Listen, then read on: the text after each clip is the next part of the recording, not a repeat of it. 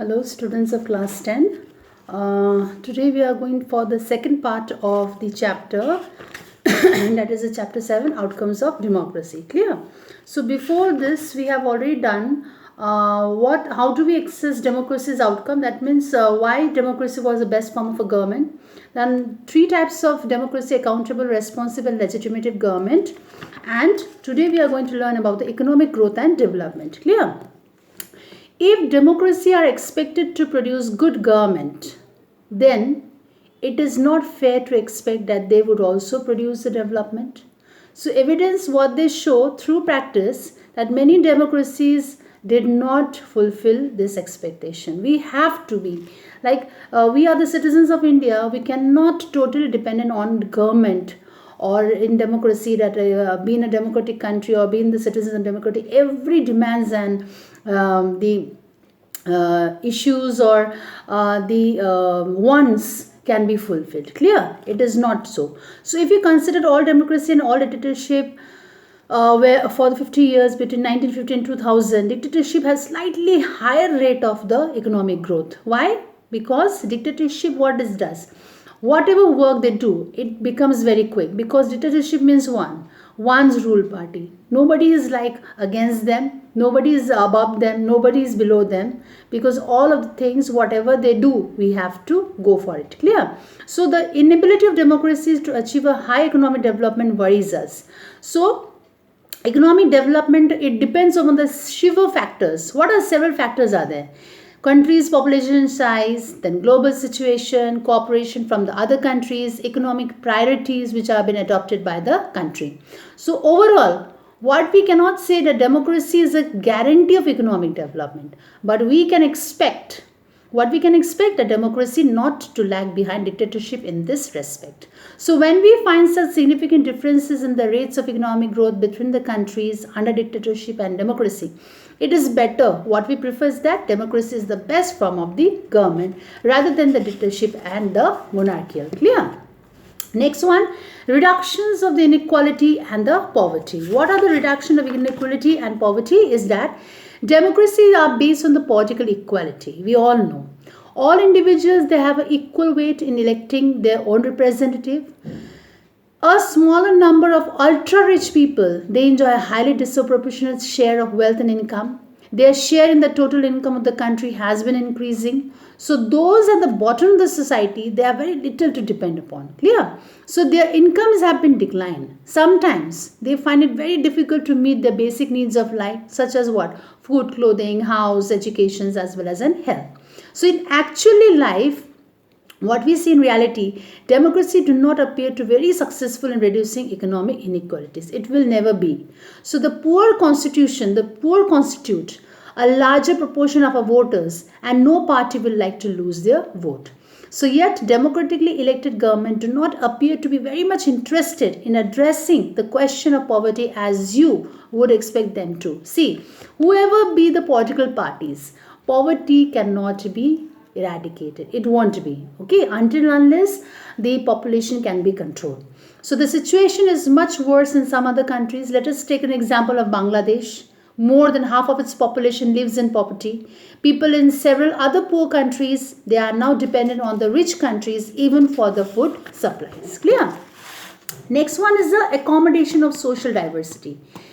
Do democracy leads to a very peaceful and harmonious life among citizens? This is a question. So it is a very fair expectation that democracy should produce a harmonious life, social life. Clear? No society can fully and permanently resolve conflict among different groups. But we can certainly learn to respect these differences, and we also evolve mechanism to negotiate these differences.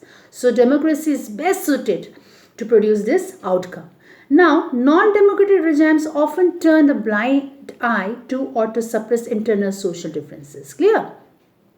Ability to handle social differences, divisions and conflict is thus a definite plus point of democratic regimes. Okay, so let us find out the two conditions in order to achieve this outcome. Number one, It is very necessary, important to understand democracy is not simply ruled by the majority party. If there's a majority opinion, minority will also be representing it. So majority always needs to work with whom? With the minority, so that the government functions to represent the general view.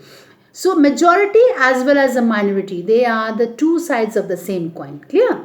Next one, it is also necessary that a rule by majority does not become the rule by majority community in terms of religion, race or linguistic group. So rule by majority means that in case of every decisions or in case of every election, different persons and groups may and can form a majority. So democracy remains democracy only as long as every citizens, they have a chance to be in majority at some point of a time. If someone is barred from being in majority on the basis of birth, then what will happen? Democratic rule ceases to be accommodated for that person or a group. Okay. So next one is the dignity and the freedom of citizens. Democracy stands for what, children? Superior to any other form of a government in promoting what? Dignity and the freedom of any individual. So every individual wants to be receiving a respect from fellow beings. Clear? Passion for the respect and the freedom are the basis of democracy. Democracy throughout the world they have recognized. So this has been achieved in various degrees in various democracies for societies which have been built for long on the basis of subordination and domination. It is not a simple matter to recognize that all individuals are equal. So let us take the matter of a dignity of a woman. Many societies across the world, they were historical male-dominated societies. Still now, we are living in male-dominated societies. Long struggles by the women have created sensitivity that they have already fight for the respect. They already fight for the equal treatment. Okay, which is one of the most important ingredients of the democratic society. So, it does not mean that women are actually always treated with respect. But once the principle is recognized, it is very easier for women to wage a struggle against what is now unacceptable legally and morally. But in non-democratic setup, what you can find? This unacceptability would not have legal basis. Why? Because the principle of individual freedom and dignity would not have been legal and moral force free.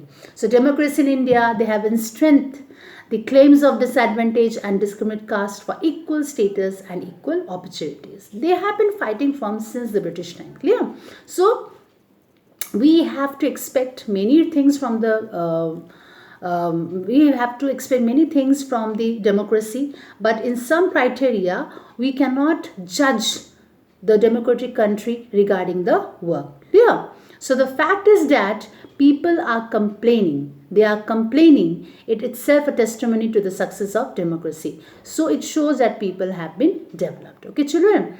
So what we see that, children, very important is that a public expression of dissatisfaction with democracy shows the success of the democratic project. It transforms people from the status of subject into that of a citizens. Okay. So I have already completed this chapter. Go through chapter very nicely. If any doubt, please tell me. Okay. Thank you.